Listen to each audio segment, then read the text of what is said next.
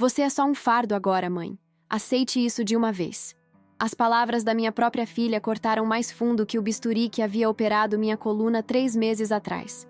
Patrícia olhava para mim com aqueles olhos frios, enquanto eu tentava limpar o leite que havia derramado no chão da cozinha, meus dedos trêmulos lutando com o pano úmido. Eu, Rosa Ferreira, 68 anos, que um dia fui o pilar daquela casa, agora era tratada como um móvel velho que ninguém mais queria. A doença veio sem avisar. Primeiro foram as dores nas costas que não passavam, depois a dificuldade para andar, até que o diagnóstico de estenose espinhal chegou como uma sentença. Eu precisaria de cirurgia e meses de recuperação. Foi quando minha própria filha mostrou sua verdadeira face. Naquela tarde, depois de ouvir aquelas palavras cruéis, me arrastei até o quarto de hóspedes, aquele que agora chamavam de meu quarto, na casa que eu mesma havia comprado anos atrás. Sentei-me na beirada da cama, as mãos trêmulas ainda úmidas, e chorei em silêncio. Não queria que ninguém ouvisse. Não daria esse gosto a Patrícia. O pior não era o desprezo da minha filha, mas ver como minha neta Vanessa, de apenas 16 anos, seguia os passos da mãe. Semanas atrás, descobri por acaso que ela postava vídeos meus nas redes sociais. Em um deles, eu estava tentando subir as escadas com dificuldade, agarrada ao corrimão, enquanto ela narrava como se fosse um documentário sobre animais. E aqui vemos a espécie idosa tentando escalar a montanha. Será que conseguirá antes do próximo século? Risadas ao fundo. Comentários cruéis. Minha vida virou entretenimento para adolescentes que eu nem conhecia. Mas eu não disse nada. Guardei aquela dor junto com tantas outras que já havia colecionado ao longo da vida. Sempre fui assim. Resiliente, como dizem hoje em dia. Eu prefiro chamar de sobrevivente. Fechei os olhos naquela tarde e voltei no tempo. Lembrei-me de quando Patrícia tinha apenas 12 anos e o pai nos abandonou por uma mulher mais jovem. Como eu trabalhei em 2 empregos para garantir que ela tivesse o melhor. Como economizei cada centavo para pagar sua faculdade de administração. Como cuidei de Vanessa desde bebê para que Patrícia pudesse construir sua carreira na empresa multinacional. Recordei-me das noites em claro quando Patrícia adoeceu com pneumonia aos 23 anos. Eu, sentada ao lado da cama dela no hospital, segurando sua mão, prometendo que tudo ficaria bem. E ficou. Graças aos meus cuidados, a minha dedicação sem limites. E agora, após uma vida inteira dedicada à família, eu era apenas um fardo. No dia seguinte, Vanessa entrou no meu quarto sem bater. Nunca batia. Mexeu nas minhas coisas como se fossem dela. Pegou um colar de pérolas que estava na minha cômoda. "Posso pegar emprestado, vó? Tenho uma festa hoje." Antes que eu pudesse responder, ela já o colocava no pescoço. Era o colar que minha mãe me dera antes de falecer. "Esse colar tem um valor sentimental muito grande para mim, Vanessa. Prefiro que não o use em festas." Ela revirou os olhos com um desprezo que me cortou o coração. "Ai, vó, você nem usa mais. Vai ficar aqui guardando essas velharias até quando? Quando você morrer, vai ser tudo nosso mesmo." E saiu, levando meu colar, levando um pedaço da minha história. Fiquei ali, paralisada, não pela dor nas costas, mas pela dor na alma. Foi naquele momento, vendo minha neta sair com minha herança familiar como se fosse apenas um acessório qualquer, que algo dentro de mim mudou. Algo adormecido há muito tempo começou a despertar. Naquela noite, não consegui dormir. A humilhação, o desrespeito, tudo girava na minha mente como um furacão. Pela primeira vez em anos, permiti-me sentir raiva. Uma raiva legítima que começava a substituir a tristeza que me consumia. Olhei para o teto daquele quarto pequeno e sufocante e tomei uma decisão. Eu não terminaria meus dias sendo tratada como um fardo pela minha própria família. Eu não seria lembrada como a coitada da vovó Rosa. Era hora de retomar as rédeas da minha vida. Na manhã seguinte, esperei Patrícia sair para o trabalho e Vanessa ir para a escola. Com dificuldade, mas com uma determinação renovada, peguei meu celular antigo, aquele que eles zombavam por não ser um modelo moderno, e liguei para Antônio, meu velho amigo advogado. "Preciso da sua ajuda, Antônio. É urgente." 2 horas depois, ele estava sentado à minha frente na sala de estar. Ouviu pacientemente enquanto eu detalhava tudo o que vinha acontecendo naquela casa. Seus olhos se arregalaram quando mencionei que, anos atrás, eu havia colocado a casa no nome de Patrícia, como garantia de um futuro tranquilo para ela e Vanessa. "Rosa, você já não é a mesma mulher que conheci há 40 anos, sempre colocando os outros à frente de si mesma. É hora de pensar em você." ele disse, ajeitando os óculos. Felizmente, há caminhos legais que podemos seguir. O que Patrícia não sabia, o que ninguém sabia, era que eu não era tão indefesa quanto aparentava.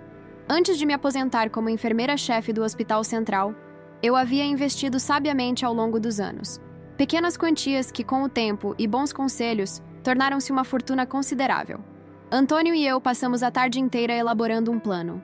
Ao final do dia, quando ouvi a chave de Patrícia na porta, um pequeno sorriso surgiu em meus lábios. Um sorriso que ninguém naquela casa havia visto em meses. As semanas seguintes foram um exercício de paciência e estratégia. Enquanto continuava a suportar o tratamento frio de Patrícia e as humilhações de Vanessa, trabalhava silenciosamente nos bastidores, movendo peças no tabuleiro que elas nem sabiam que existia. Primeiro, com a ajuda de Antônio, consegui um apartamento num condomínio para idosos de alto padrão, usando parte dos meus investimentos. Mobiliei-o completamente, criando um espaço que refletia quem eu realmente era, uma mulher de gosto refinado e independente.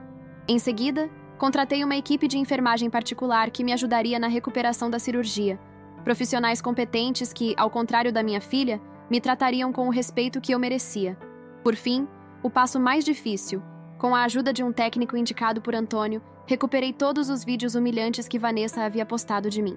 Vídeos que, sem que ela soubesse, constituíam evidência de abuso contra idosos. Algo que poderia ter sérias consequências legais para ela e para Patrícia, que permitia tal comportamento. Enquanto isso, continuei representando o papel da vovó submissa. Deixava que pensassem que eu estava cada vez mais frágil e dependente.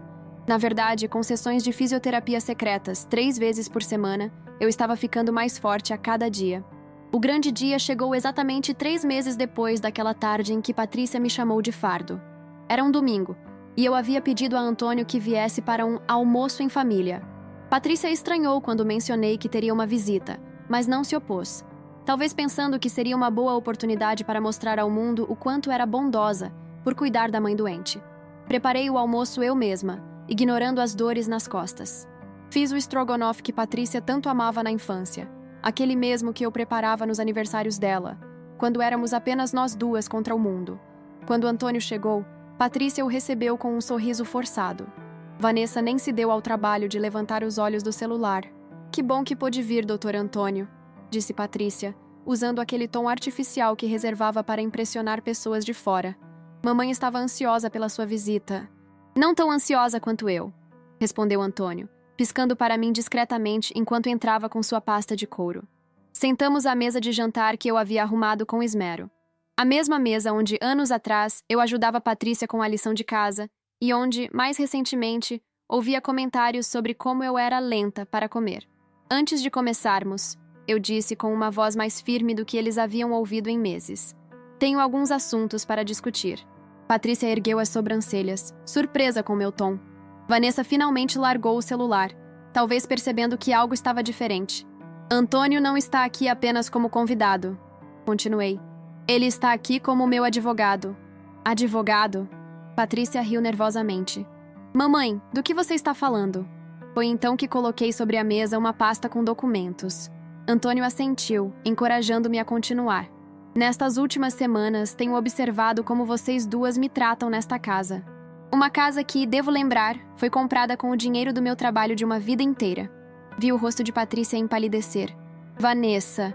Me dirigi à minha neta, que agora me olhava com os olhos arregalados. "Aqui estão cópias de todos os vídeos que você postou me humilhando. Vídeos que, segundo o Dr. Antônio, configuram abuso contra idosos e cyberbullying, ambos passíveis de processo." "Vó, era só brincadeira, todo mundo faz isso, não é nada de..." "Silêncio!" Minha voz cortou o ar como nunca antes. "Estou falando agora." Virei-me para Patrícia, cujas mãos tremiam enquanto segurava o garfo. "Quanto a você, minha filha, que me chamou de fardo depois de tudo o que fiz por você, tenho novidades. Primeiro, contratei uma equipe de enfermagem que cuidará de mim no meu novo apartamento, que, aliás, já está pronto para me receber hoje mesmo." "Novo apartamento? Do que você está falando? Você não tem dinheiro para..." "Esse é o segundo ponto", interrompi, sentindo uma força que não sentia há anos. "Você sempre achou que eu não tinha nada além da aposentadoria de enfermeira. A verdade é que tenho investimentos que você nem imagina. Investimentos que me permitirão viver confortavelmente pelos anos que me restam, sem depender da sua caridade." Antônio, então, abriu sua pasta e tirou mais documentos. E há mais uma coisa, ele disse profissionalmente. Dona Rosa está requerendo a reversão da doação desta casa, com base no artigo 557 do Código Civil, que prevê a revogação por ingratidão do donatário. O quê? Patrícia se levantou, derrubando o copo de água. Você não pode fazer isso. Posso e estou fazendo, respondi calmamente. A lei protege doadores que são tratados com ingratidão pelos beneficiários, e tenho provas mais que suficientes do tratamento que recebi nesta casa. Vanessa começou a chorar, talvez finalmente percebendo a gravidade da situação. Patrícia alternava entre pálida e vermelha de raiva. Mas não vim aqui apenas para anunciar minha partida ou ameaçar com processos. Continuei, sentindo uma estranha paz interior. Vim oferecer um acordo. Expliquei então minha proposta. Eu retiraria o pedido de reversão da doação da casa e não processaria Vanessa pelos vídeos se elas concordassem com duas condições. Primeiro, que Patrícia contribuísse mensalmente para uma instituição de apoio a idosos carentes. Segundo, que Vanessa prestasse serviço voluntário nessa mesma instituição por pelo menos 1 ano. Quero que vocês duas entendam o valor do respeito aos mais velhos. Não por mim, esse barco já partiu, mas por vocês mesmas, pelo tipo de pessoas que escolheram ser. O silêncio que se seguiu foi ensurdecedor. Patrícia, sempre tão eloquente, parecia ter perdido as palavras. Vanessa soluçava baixinho, o celular esquecido ao lado do prato. Vocês têm até amanhã para decidir, concluí, levantando-me da mesa com uma dignidade que havia esquecido que possuía. Agora, se me dão licença, preciso arrumar minhas coisas. Meu motorista chegará em 1 hora. Enquanto eu subia as escadas, com muito mais facilidade do que elas imaginavam que eu poderia, ouvi Patrícia discutindo acaloradamente com Antônio na sala. Não me importei. Pela primeira vez em muito tempo, eu estava tomando decisões por mim e para mim. No quarto, peguei a mala que já estava pronta há dias.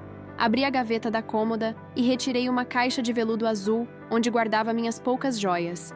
O colar de pérolas não estava lá, claro. Vanessa provavelmente o havia escondido, ou, pior, vendido. Senti uma pontada de tristeza, mas logo passou. Objetos são apenas objetos. O que eu estava recuperando era muito mais valioso. Minha dignidade, meu respeito próprio. Quando desci as escadas com a mala, encontrei Patrícia sentada sozinha na sala, o rosto marcado por lágrimas. Antônio havia saído para me dar privacidade neste momento final. Por quê, mãe? Ela perguntou com a voz embargada. Por que não disse nada antes? Por que deixou chegar a este ponto? Parei no meio da sala e olhei para minha filha. Realmente olhei para ela, talvez pela primeira vez em anos, porque acreditei que o amor que sentia por você seria suficiente para ambas. Porque pensei que sacrificar-me completamente faria de você uma pessoa melhor. Estava errada nas duas contas. Patrícia abaixou a cabeça, incapaz de sustentar meu olhar. E agora? Ela sussurrou. Agora eu vou viver, Patrícia. Vou viver o que me resta da vida com dignidade e alegria. E desejo sinceramente que você encontre um caminho melhor do que este que escolheu. Nesse momento, a campainha tocou. Era João, o motorista que Antônio havia contratado para me levar ao meu novo lar. Seu carro chegou, Dona Rosa, ele disse respeitosamente após Patrícia abrir a porta. Caminhei até a porta com passos firmes, parando apenas para olhar uma última vez para aquela casa onde vivi tantos anos, onde criei minha filha, onde vi minha neta crescer. Adeus, Patrícia. Ela não respondeu, apenas ficou parada na porta enquanto eu entrava no carro. Quando olhei pelo retrovisor, vi Vanessa na janela do 2º andar, observando minha partida com uma expressão que não consegui decifrar. O apartamento que me aguardava era aconchegante e luminoso.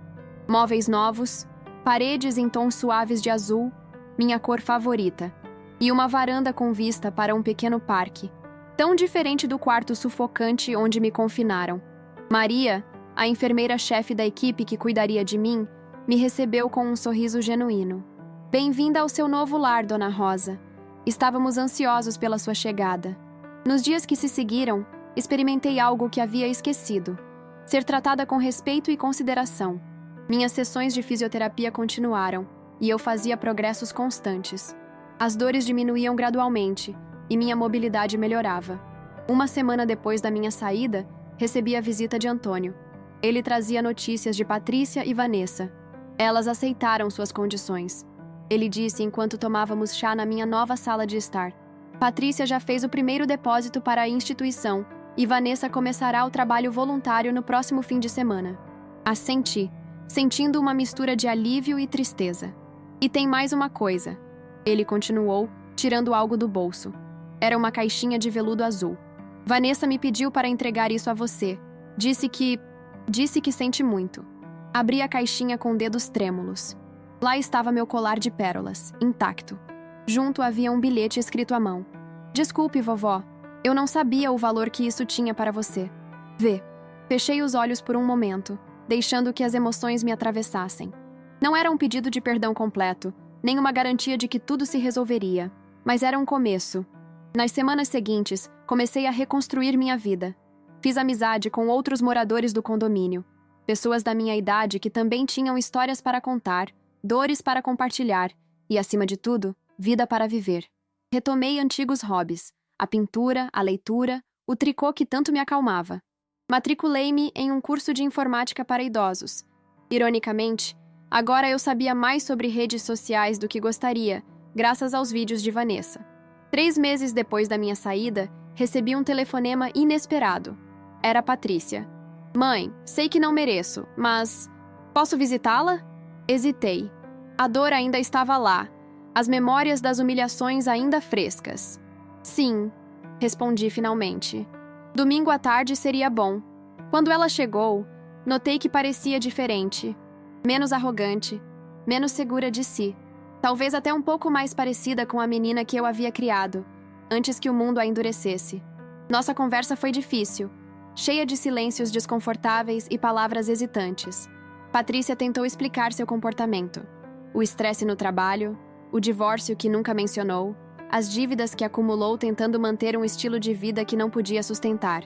Não eram desculpas, ela disse, apenas contexto. E no final, olhou-me nos olhos pela primeira vez naquele dia. Fui uma filha terrível, mãe. E ensinei minha filha a ser uma neta ainda pior. Não sei se você pode me perdoar. Não sei se eu me perdoaria. Mas quero que saiba que seu gesto, por mais doloroso que tenha sido, nos acordou. A mim e a Vanessa. Contou então que o trabalho voluntário havia transformado a neta. Vanessa, que sempre viveu numa bolha de privilégios, estava finalmente vendo o mundo além de seu próprio umbigo. Estava aprendendo sobre empatia, sobre o valor do respeito. Ela pergunta por você, Patrícia disse suavemente. Quer vir me visitar, mas tem medo de não ser bem-vinda. Pensei por um longo momento antes de responder. Diga a ela que pode vir. Não prometo que será fácil para nenhuma de nós, mas estou disposta a tentar. E assim começamos, lentamente, a reconstruir pontes que pensei estarem queimadas para sempre. Não foi um processo rápido nem linear. Houve recaídas, discussões, momentos em que o passado parecia pesar demais para ser superado. Mas aos poucos, algo novo foi surgindo das cinzas do nosso relacionamento anterior. Não era a mesma devoção cega que eu tinha por minha filha e neta. Era algo mais maduro, mais equilibrado. Um respeito mútuo que nunca tivemos antes. 1 ano depois da minha saída daquela casa, celebramos meu aniversário de 69 anos no meu apartamento. Patrícia, Vanessa, alguns dos meus novos amigos do condomínio e Antônio, que havia se tornado um amigo ainda mais próximo. Quando servi o bolo, notei que Vanessa não estava com o celular em mãos. Algo impensável no passado. Em vez disso, conversava animadamente com uma das minhas amigas sobre o trabalho voluntário que continuava fazendo, mesmo depois de cumprido o prazo obrigatório. Patrícia, que havia passado por uma reestruturação na carreira e agora trabalhava menos horas por mais satisfação, ajudava a servir os convidados com uma humildade que jamais demonstrou antes. E eu, Rosa Ferreira, antes o fardo, agora era novamente o centro da minha própria vida. Tinha recuperado não apenas minha saúde física, as dores nas costas agora eram administráveis e eu caminhava sem dificuldade, mas também minha saúde emocional e mental. Naquela noite, quando todos já haviam partido e eu me preparava para dormir, peguei o colar de pérolas e o coloquei no pescoço, observando meu reflexo no espelho. Vi não apenas uma sobrevivente, mas uma mulher que havia aprendido, tardiamente, a mais importante das lições. Amar os outros não significa anular-se. A verdadeira força não está em suportar silenciosamente o desrespeito, mas em estabelecer limites claros e honrar a si mesma tanto quanto honra aos outros. Hoje, enquanto escrevo estas palavras, penso em todas as rosas por aí, Mulheres que deram tudo de si para suas famílias e agora se veem esquecidas, desrespeitadas, tratadas como fardos. Quero dizer a vocês, nunca é tarde para recomeçar. Nunca é tarde para exigir o respeito que merecem. A idade nos traz rugas, dores nas articulações e, às vezes, dependência física.